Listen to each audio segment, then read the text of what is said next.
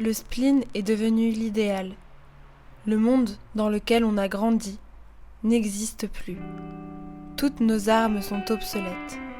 Les entrailles exposées au soleil. On tangue quand même. Préférons une longue transe à une agonie certaine. Chaotique. Destruction. Flottant. Nouveau. Dur. Sidération. Sidération. De longue haleine.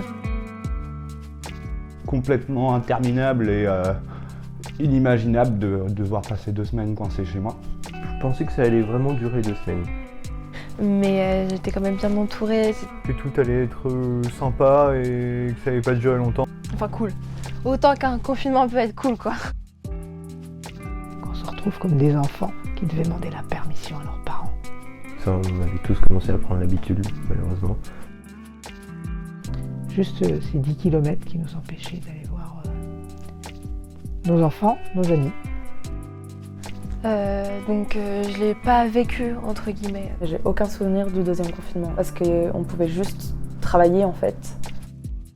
Puisque tout s'effondrait en fait, tous les projets, tout était annulé. De tout le premier confinement, je pense que j'ai mis que 2 fois les pieds dans l'herbe, les pieds nus dans l'herbe en fait. C'était pas du tout gérable de pas avoir de stabilité émotionnelle. De plus en plus compliqué de passer le temps. Tellement de choses qui viennent et tellement rien. Plus d'envie non plus, à ce moment-là, de créer. J'étais un peu dans l'abandon de la vraie vie, on va dire, 2 ou 3 mois. À juste jouer aux jeux vidéo, rester dans le même endroit du canapé 15 heures par jour. Même en 1 minute, ça peut changer. Même en un appel, ou une personne que tu rencontres ou que tu perds. La Terre finit sa rotation, les corps dansent encore. Le ciel nous tombe sur la tête, les corps dansent encore. Le monde touche à sa perte, les corps dansent encore. Dansent encore, dansent toujours. Mourront tranquilles. Il y a des gens qui ont été dénués d'espoir dans cette crise et c'est des gens qui sont plus là en fait. J'ai un peu peur que mes réponses elles soient trop pessimistes, mais Ce virus, les corps vont parler. On parle de Covid, et là ça fait 1 an et demi. Un manque de logique. Mais bon, je dirais que j'aimerais pas être à leur place.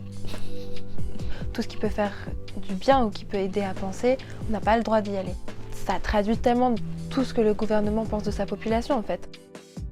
Il n'y en a pas un qui écoute les gens qui sont dans la rue. Ouais, leur intérêt, c'est pas les mêmes que les nôtres. Vu que l'enjeu culturel les dépassait, les intéressait absolument pas. Que ça inspire en fait des formes de pouvoir qui soient vraiment totalitaristes. Avec une répression qu'on n'a jamais vue en France, il exprimait la peur du pouvoir, hein, c'est net. Moi j'ai l'impression que la société va faire que empirer mes problèmes personnels. Voilà, le Covid en fait c'est un prétexte. Je pense que quand on est vieux, on repense à sa jeunesse avec un petit peu de jalousie. C'est un peu manichéen d'opposer systématiquement les générations les unes aux autres. Moi si je fraude le confinement, je risque pas grand chose. Ma grand-mère, elle risque sa vie. Donc j'ai l'impression que chaque génération fait un peu preuve d'égoïsme parce que chaque génération se sent en danger. De toute façon, hein, c'est un petit peu la même relation qu'on peut avoir entre un ado et des parents. On peut voir à l'échelle carrément d'une société entre les jeunes et les vieux. Ça crée des tensions et de l'animosité.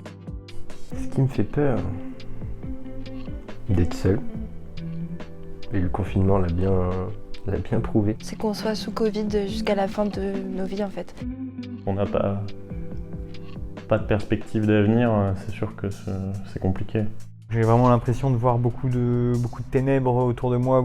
Ce qui sortait de mes mains, c'était que des trucs hyper dépressifs et déprimés. Un empêchement de vivre, tout simplement. Le mur se rapproche vraiment d'une manière exponentielle. Enfin, de toute façon, j'avais pas le choix, quoi, sinon je devenais fou. On s'est habitué au fait que ça aille pas bien. je sais pas, moi je me projette plus en fait, donc no future. Si une crise sanitaire d'une telle ampleur ne fait pas la différence, qu'est-ce qui va faire la différence en fait? Malgré tout, On peut dire que c'était une année enrichissante. En tout cas, en termes d'expérience, c'était quand même un truc de ouf que de vivre ça. Je pense que ce qui est important, c'est de réussir à se contenter de ce qu'on a. En allant au fond de ce qui nous fait vibrer. Justement, le moment où on a besoin d'explorer, d'essayer des nouvelles choses et tout. Maintenant, on le fait parce qu'on ne sait pas ce qui sera possible après. Croire en quelque chose, même si c'est quelque chose de futile et un peu imbécile par moment. Il y a plein d'autres choses qui sont également super importantes et peut-être même beaucoup plus que simplement rester en vie. Il faut continuer aussi à exister. Et c'est vraiment ce à quoi j'aspire en tout cas.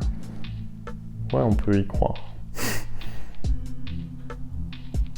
L'avenir peut être, je dirais, pacifié et on peut reconstruire quelque chose de plus humain. J'attends de voir quel virage on va prendre. Ça va être super. Ça s'améliore, mais on est quand même dans une sacrée merde. Donc, j'ai de l'espoir. Mais j'espère pouvoir le donner aux autres. Et de se laisser aller à faire autant de choses qu'avant, c'est entrevoir des lendemains qui chantent. Grandir, c'est apprécier le calme et la non-quiétude de la solitude. De toute façon, quand on regarde bien, on reste notre propre tempête.